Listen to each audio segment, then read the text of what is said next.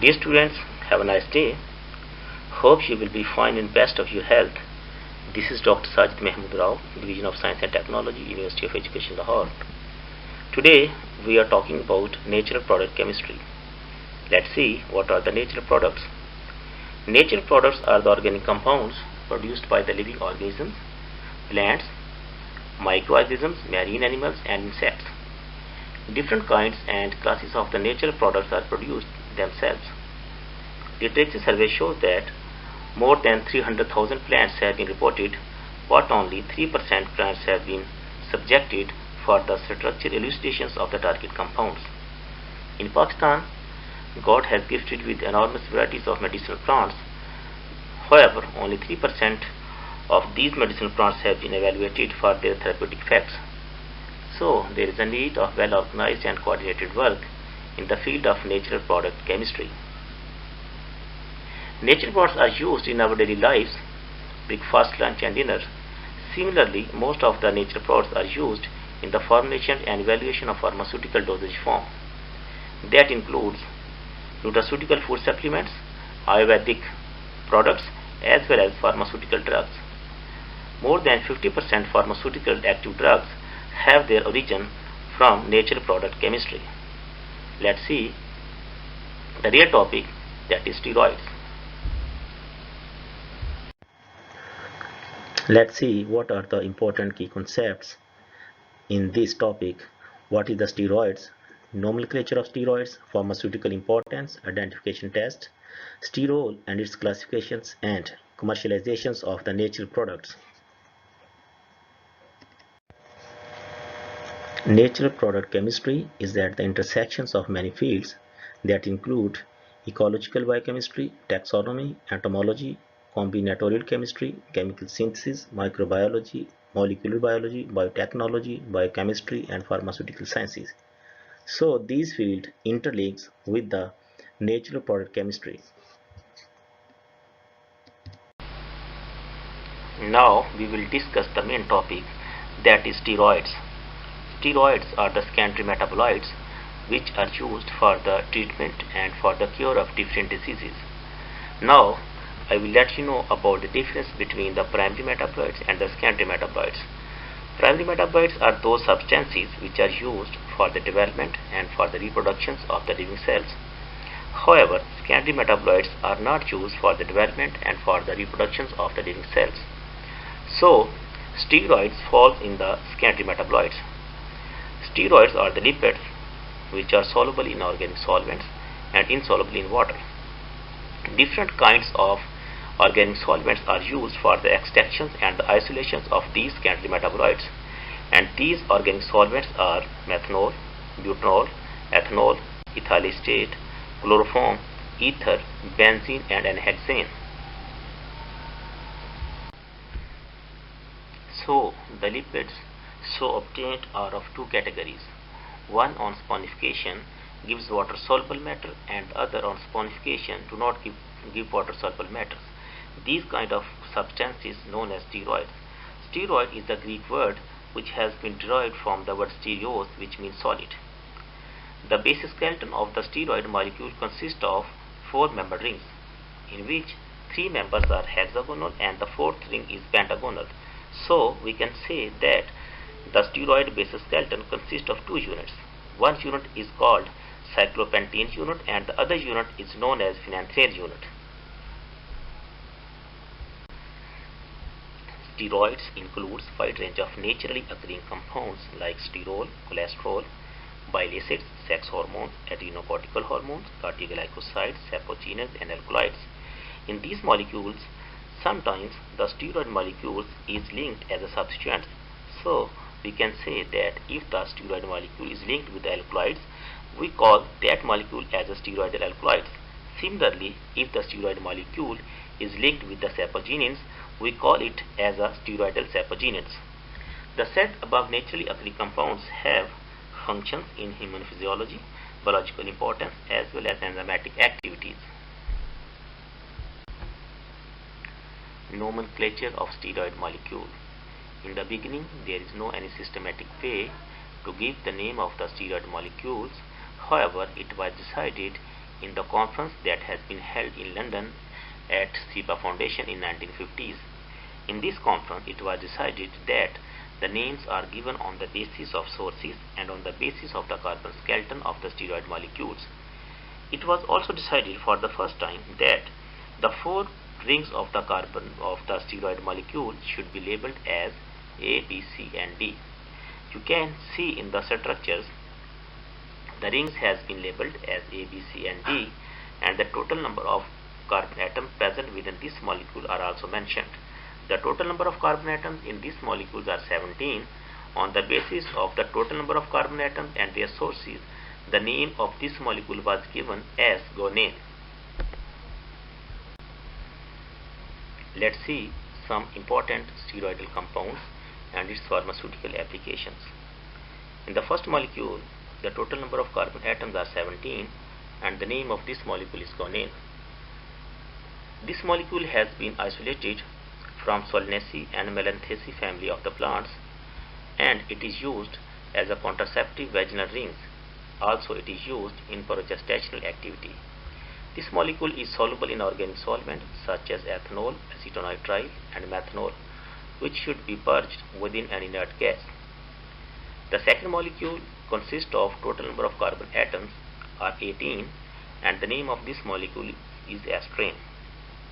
In this molecule, you can see that there is an additional methyl group at carbon 13, and so we can say that this is the derivative of the guanine molecules.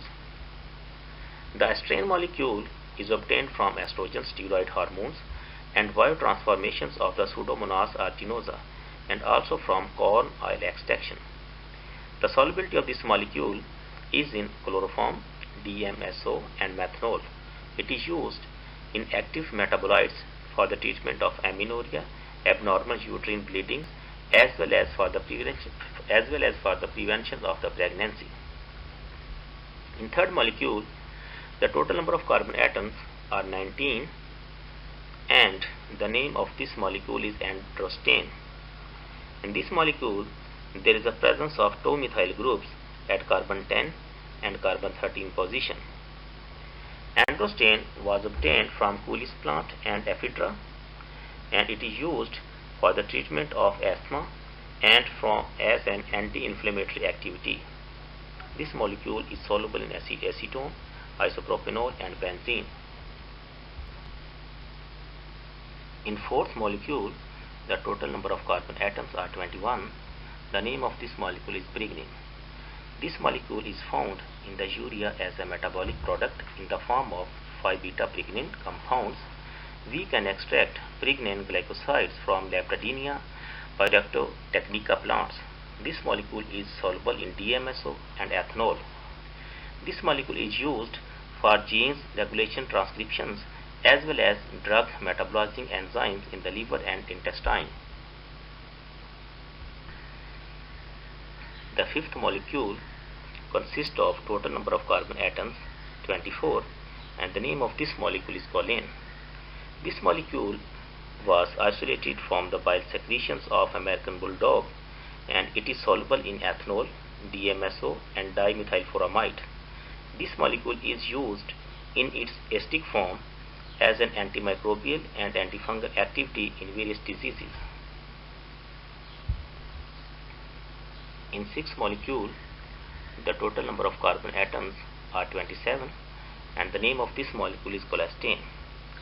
Cholesterol was isolated from petroleum deposits and also in rhodophyte. This molecule is soluble in isopropyl alcohol, ethanol, methanol, acetone, and chloroform. This molecule is used for the treatment of advanced and metastatic cancer, and also used in apoptosis and necrosis. In this slide, we will discuss 5 more organic steroidal molecules, their uses and pharmaceutical applications, as well as their isolation. You can see on 7 number, the name of this molecule is ergostane. The total number of carbon atoms in these molecules are 28. This molecule is isolated from Solanaceae and Leguminosae family, especially from the Thura plants, and it is soluble in carbon tetrachloride and methanol. This molecule is used as biomarkers of eukaryotes. The next molecule is stigmastane. Total number of carbon atoms in these molecules are 29. Stigmastane is isolated from Alchornea floribunda leaves and roots of Viper nigrum. This molecule is soluble in chloroform, DCM, DMSO, acetone and ethyl acetate. This molecule is used as anti-inflammatory used in the biomarkers of early eukaryotes. The next molecules on 9 number is cardenolite. Total number of carbon atoms in cardenolite are 23. Cardenolite is isolated from Apocynaceae and Moraceae family, as well as it is found in butterflies and sugar lactone derivatives. This molecule is soluble in diether ether and methanol. It is used as anti-leukemia agent and toxic in stent heart arresting. It inhibits potassium and sodium ions concentrations in and out of the membrane. The next complicated molecule is pyrostane, which consists of total number of carbon atoms is 30. This molecule is isolated from white onion and red onion and soluble in ethanol, trichloromethane and chloroform. Pyrostane is used as antifungal pathogens like Penicillium italicum, Aspergillus niger. The last molecule is bufenolite. Total number of carbon atoms in bufenolites are 24. Bufenolite is isolated from Toadvenum, ethnomedicinal plants of the Kalanchae genus, and it is soluble in methanol and chloroform. It is used in severe colic conditions, in vigorous and in depression. Now, we will discuss in the next slide the IUPAC name of the steroidal molecules. This topic is relevant to the IUPAC names of the steroidal molecules. So, in this slide, we will learn how can we give the name of the complicated steroidal structures. The IUPAC approved most of the rules with style modifications we will discuss here. It consists of 8 rules. Now, we will discuss these rules one by one. Rule 1. Prefixes and suffixes are added to the parent hydrocarbons indicating the nature of the carbon atoms. Rule 2. The position of substituents indicate the number of the carbon atom to which it is attached. Rule 3. When more than one substituents are present in the same molecule, only one is indicated as suffix and the remainder is indicated as prefixes. Rule 4. The substituents to be chosen by suffix is given by the Protea order as given below. Means, if you have more than one suffix substituents, then how can we decide which should be the first as a superior suffix and the other should be used as prefixes? The order is given below: carboxylic acids, lactones, esters, aldehydes, ketones, alcohols, amines and ether. Rule 5. Alkyls, halogens and nitro groups are always shown as prefixes. Rule 6. The degree of unsaturation is indicated by the suffix "-ine". Rule 7. The locations of the carbon-carbon double bond is specified by giving the lesser of the two numbers of the carbon in the double bond and "-ane" is converted into "-ine". Rule 8. When double bond lies between two carbons which are non-consecutively numbered, both numbers are given but the greater number is given in the brackets. For example, if we have unsaturations at carbon 8 and carbon 14, then we will write these unsaturation in the following way: the greater number is 14 and will be written within the brackets, and the lesser number 8 will be written outside the bracket. At the end, we will write it as di-ene.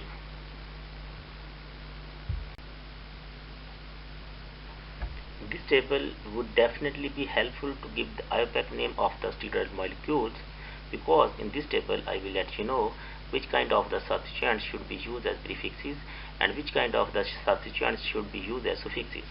In the table you can see, if we have olefinic double bond always taken as suffix, so it can be written as "ene". If we have triple bond in the steroidal structure, triple bond will always taken as suffix and it can be written as "yne", wine.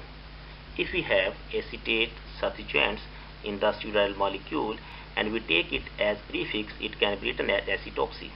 and if we take this molecule as suffix, it can be written as vinyl acetate.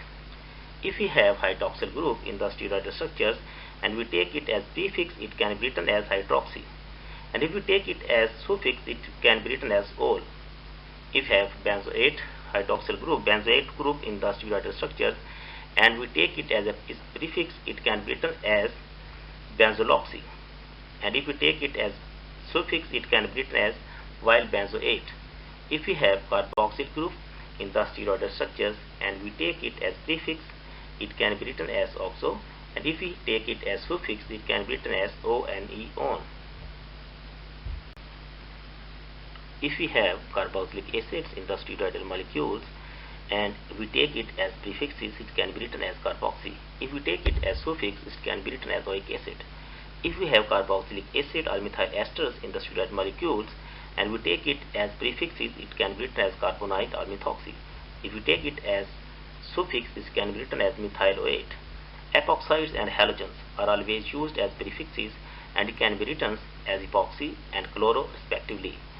If we have amine substituents in the steroidal molecules and we take it as prefix, it can be written as amino, and if we take it as suffix, it can be written as amine. You can see here two examples that is relevant to the IUPAC names of the steroid molecules. In the first example, the total number of carbon atoms are 19 and the name of this molecule is androsten. By using IUPAC rules, we have given the name of this molecule as 6-beta 17-alpha dihydroxy androst 4-3-on. Now, in the second example, the total number of carbon atoms are 27 and the name of this molecule is colistin. Students, now you will give the name of this molecule by using the IUPAC rules, and this is your assignment. These are the practice tips which would definitely be helpful to give the name of the steroidal molecules. However, first you should collect all the data on a separate page and then use that data for giving the name of the steroidal molecules. Now we will discuss these practice tips one by one. Number 1. Count numbering or identify their stem skeleton. For example, you have total number of carbon atoms on the steroidal molecule 17, the name of that molecule will be guanine. If you have total number of carbon atoms within the skeleton 18, the name of that molecule will be astrain. Similarly, if you observe the total number of carbon atoms within the basic skeleton of the steroid molecules are 19, the name of that molecule will be androsten. So, in this way, we select the basic skeleton of the steroidal molecules. Number 2. Count prefixes, substituents as alkyl or halogens. Number 3. Count suffix substituents, say 2 or 3. Number 4. If we have 2 or 3 suffix substituents, then we will comparison between these two suffix substituents. For example, if we have keto group and a hydroxyl group within the basic skeleton of the steroid molecules, we comparison them and select which one is the priority order. Here in these two groups, the keto group is on the superior priority, so it will be used as suffix, and the hydroxyl group will be considered as prefixes. Number 5. Identify their stereo as alpha and beta positions. Means how many substituents or the functional groups are present at alpha or beta positions of the carbon atoms within the steroid molecules. Number 6. Count unsaturation as 2 or 3 or more. Means how many total number of double bonds are present within the steroid molecules, and also check how many double bonds are consecutive and how many double bonds are non-consecutive. If we have consecutive carbon atoms, say the double bond is present at carbon 4 position or at carbon 4 and 5 position. If we have a single double bond at carbon 4 position, then it will be written within the brackets as 4-ene. And if we have two double bonds at carbon 4 and carbon 5 positions, and both these double bonds are consecutively numbered, so these will be written as 4 5-diene within the brackets. And if we have non-consecutive carbon atoms, say the double bond is present at 8 positions and 14 positions, so the greater number will be written within the brackets and the smaller number will be written outside the brackets, and at the end we will be written it as diene. In this slide I will let you know about the sequence to give the name of the stereoidal molecules.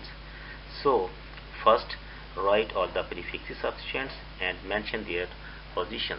Second, give the name of the stem skeleton. Third, give and write the unsaturations. Fourth, give the name of the suffix substituents. In the example you can see we have androstenedione molecule and the total number of carbon atoms are 19. In this molecule we have 3 substituents at carbon 3 position, carbon 6 position and carbon 17 positions. Now first of all we will comparison it because all the 3 groups are suffix and we want to choose which one is the suffix and which one is the prefix substituents. Since keto group at carbon 3 position is senior as compared to hydroxyl group, so keto group will be selected as suffix substituents and all the other will be written as prefixes substituents.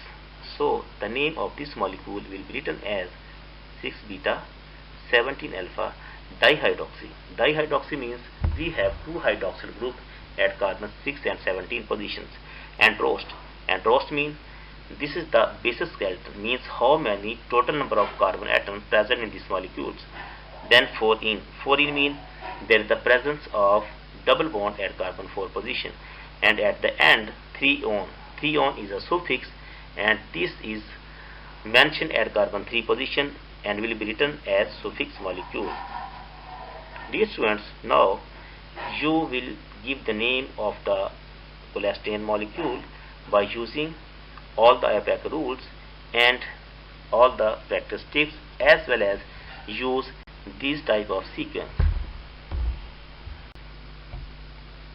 Dear students, have a good time.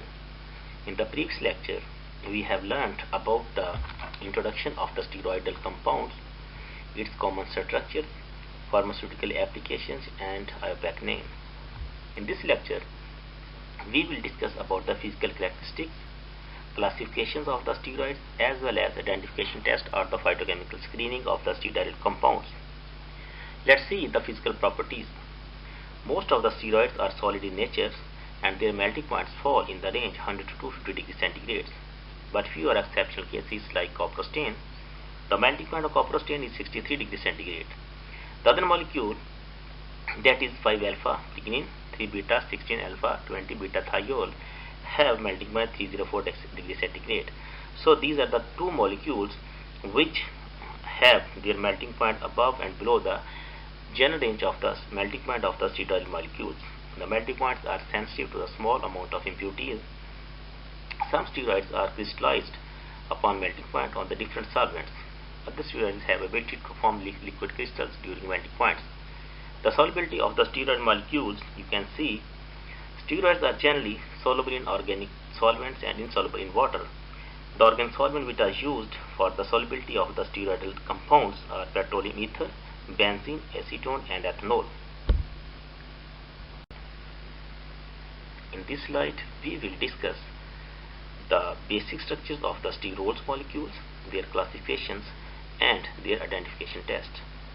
Sterols are those steroidal molecules in which hydroxyl group is present at carbon 3 positions, and generally these consist of carbon 27 to carbon 30 basis skeleton of the carbon atoms. So sterols are 3 monohydroxy steroids having carbon 27, carbon 28, carbon 29 and carbon 30 basis skeleton. They are crystalline in nature, widely distributed in nature and occur both in free as well as ester of higher aliphatic acids. All sterols have 3-beta hydroxy group and also 1 or more double bonds. The most common position of double bond is carbon 5, carbon 22 and carbon 7. Classifications of the sterols. Based on occurrence, the sterols are classified as follows. Zoosterols. Zoosterols are those sterols which are isolated from animal sources. The common example of these sterols are 5-alpha cholesterol, 3-beta-ol. Other example is 5-beta-cholesterol, 3-beta-ol. Number 2, phytosterols. Phytosterols are isolated and extracted from the plant sources, and the common examples of phytosterols are stigmasterol, camptosterol, and cetosterol. Number 3, mycosterols. Mycosterols are extracted and isolated from the yeast and fungi sources, and the common examples of these sterols are ergosterol and ergocalciferols. Number 4, marine sterols. Marine sterols are extracted and isolated from the marine organisms, and the common example of these sterols are dinosterols, which are found in dinoflagellates. Number 5, higher animal sterols. These sterols are isolated from higher animals, and the common example of these sterols are cholesterol 27. Here in this slide, we will discuss some important identification tests and color reactions which are useful to determine sterol structures by dehydrations and salt formation. Generally, strong acids are used. The first reaction is Lieberman-Butcher reaction. In this reaction, the sample is taken in chloroform and few drops of concentrated sulfuric acid is added along the side walls of the test tube. Then added acetic anhydride and we observe green color. If the color is observed after 30 minutes, it means it is positive test for sterols and the double bond is present at a carbon 5 position. If the color is appeared after 1.5 minutes, it means it is positive test for stenols and the double bond is present at carbon 7 position. Sol-Biskey reaction. In this reaction, the sample is taken in chloroform and added few drops of concentrated sulfuric acid. If we observe red color in chloroform layer and green color in sulfuric acid layer, that is aqueous layer, then this is positive test for the cholesterol. Third test, that is Rosen-Heim test. In this test, sample is taken in chloroform plus 90% trichloroacetic acid is added in few drops along the wall of the test tube and we observe blue color or pink color, then it is positive test for the sterols. Number 4, Lipase test. In this test, the sample is taken in chloroform plus added perbenzoic acid and glacial acetic acid. In this test, few drops of concentrated sulfuric acid is added along the side walls of the test tube. At the end, we will observe intense blue color or green color. It means this is positive test for sterols. Number 5, Fischer test. In this test, sample is taken in chloroform plus added selenium dioxide or benzene and heated it at 20 degrees centigrade. We observe the yellow color. If we observe yellow color, it means this is 5-alpha series sterols, and if we observe no color, it means it is 5-beta series sterols. 5-alpha and 5-beta means there is the presence of hydroxyl group at 5-alpha positions and there is the presence of hydroxyl group at 5-beta position. So this test is positive for 5-alpha series. Number 6, Tortelli-Chaff test. In this test, sample is taken in acetic acid and added 2% chloramine solution in chloroform. We observe green color. This is positive test for the sterol. Next, we will discuss the structures of carbon 27 to carbon 30 sterols. The first structure is carbon 27 sterols. In these structures, the molecular formula of this structure is carbon 27 H46O. The specific rotation is -40. These type of sterols are found in the matter in human brain and 0.05% to 5% in our tissues. It is isolated from the spinal cord and brain of cattle, and it is used for the synthesis of vitamin D3, steroidal hormones, and bile acids. These are the examples of carbon 20 sterols, that are cholesterol, zymosterol, and desmosterol. Cholesterol is used as a major component of all cell membranes. It is used to make essential molecules such as hormones, vitamins, and bile acids. The zymosterol is used as an intermediate of cholesterol biosynthesis, and it is very important role as a human metabolite. The third molecule, that is desmosterol, a molecule similar to cholesterol, and it is used to diagnose Alzheimer's diseases. Carbon 28 sterols. When we see the occurrence of these sterols, These are isolated from ergogetes, fungi, algae, vegetable oils, lichens, and egg yolks. The significance of these sterols are: it is used for the synthesis of vitamin D2, it is used as a byproduct in fermentation. These sterols are used in industrial sectors, as well as these are used for the biosynthesis of progesterone and adrenocortical hormones. The common examples of carbon-28 sterols are ergosterols and ergocalciferols. Ergosterol is used as an antifungal agent, and it is used in West Africans for sleeping sickness. Ergocalciferol is used to treat parathyroid glands. It is used in rickets diseases caused by vitamin D deficiency. Ergocalciferol is used in hypophosphatemia, that is, low level of phosphate in blood. Carbon-29 sterol. When we see the occurrence of these sterols, these are isolated from higher plants as esters and glycosides. These can also be isolated from caliber beans, soybean, and sugar beans. The significance of these sterols are in the synthesis of steroidal hormones and progesterones. The common example of carbon-29 sterol is stigmasterol. Stigmasterol is used to reduce risk of cardiovascular diseases. It is used as anti-tumor, antioxidant, and anti-inflammatory agent. It can be used in CNS diseases. Carbon-30 sterols. When we see the occurrence of these sterols, these are isolated from higher plants, herbs and shrubs, and the plant Salvia centralinifolia. The significance of these sterols are: these are used as antiseptic, enzymatic activity, these have spasmolytic activity, these are used against heart diseases in angina pectoris as well as amenorrhea and dysmenorrhea. The common examples of these sterols are 1,2,8-trimethylphenanthine and lanosterol. The lanosterol is used in eye drops to treat eye diseases. The common brand of these eye drops is Lanomax.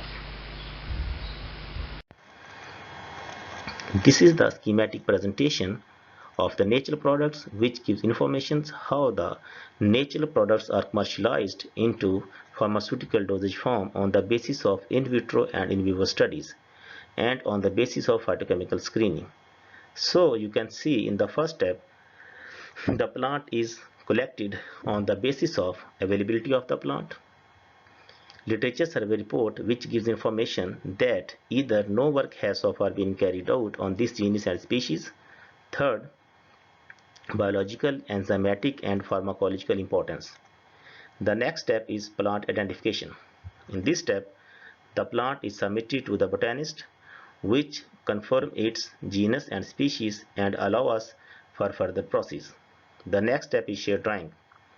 Here, the whole plant material is placed in shade for drying purpose, which may take some weeks or some months. The next step is chopping and grinding. In chopping and grinding, the whole plant material is chopped and grinded by using piston mortar or by using crusher and grinder. The next step is soaking. In this step, the powder material of the plant is dipped in methanol by using methanol polar organic solvents, because our target is to extract maximum number of phytoconstituents from less to high polarity. The next step is filtration. The filtration is carried out by using Whatman paper or simple paper or porcelain cloth. Here we get the final methanolic extract in the form of filtrate. The methanolic extract is now converted into solid mass by using rotary evaporator. The next step is fractionation. Here in this step, distilled water and methanol is added in the solid mass to get two layers in organic solvents. Fractionation is carried out by using organic solvents, and that organic solvents are N-hexane, chloroform, ethyl acetate, and butanol. So here in fractionation, we get 4 different fractions on the basis of organic periodic system, and that fractions are N-hexane fraction, chloroform fraction, ethyl acetate fraction, butanol fraction, and aqueous fraction. Now all the fractions are subjected to phytochemical screening. Phytochemical screening is a qualitative analysis which gives information about the secondary metabolites and confirm how many and which kind of the secondary metabolites are present in each fraction. On the basis of phytochemical screening, now the fraction which have maximum number of phytoconstituents and secondary metabolites are subjected to in vitro and in vivo studies, so that we can search more active fractions in the sense of biological active, enzymatic active, and pharmaceutical importance fraction. Here, this fraction is further selected for the column chromatography. In column chromatography, column silica is used as a stationary phase and different combinations of the organic solvents are used as a mobile phase. This technique is used for the isolation and the separations of the organic compounds or the phytoconstituents on the basis of the organic polarity system. The next step is thin layer chromatography. This is a technique which is used to confirm the purification of the compounds. This technique is carried out by using the different combinations of organic solvent. If we have a single compound upon our TLC card, it means the compound has been pured. Now this compound is submitted for the spectral techniques, which includes IR, MAS, proton NMR, C13 NMR, HMVC, HMQC, NOE, COSY, and MALDI techniques.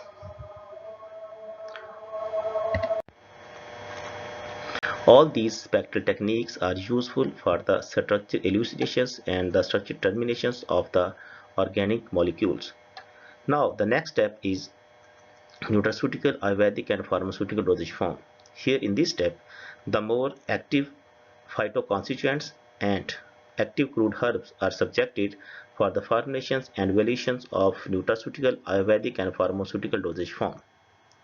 In the next step, different kinds of excipients are used as a preservative and flavoring agent, which are used for the purpose of taste masking and giving the shape and giving the weight of the organic pharmaceutical dosage forms.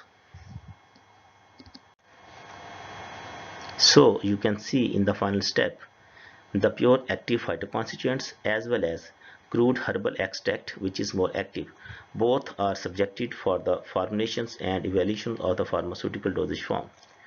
And these pharmaceutical dosage form may be syrup, capsule, sachet, suspension, and tablet dosage form, which are commercialized on the basis of activity ingredients. Finally, you can see here the pharmaceutical finished products from herbal extracts and phytoconstituents. These pharmaceutical dosage form are tablet dosage form, capsule dosage form, and syrup dosage form. All these three pharmaceutical dosage forms are more appropriate and have more marketing values.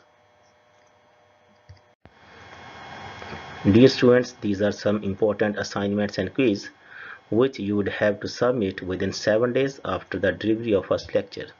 The first assignment is that explain isolation, separation, purification, and structure elucidation of ergocalciferol, stigmasterol, and progesterone. The second assignment, write a note on 6 herbs that are useful to increase the progesterone level in women.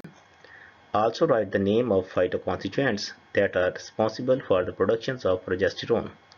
Third assignment, draw schematic presentations of steroidogenesis. Dear students, thank you so much for your kind attention. In the next lecture, we will be discussed about the isolation, purification, and structure elucidations of the natural products and steroidal products, as well as their uses in the pharmaceutical sector as a dosage form.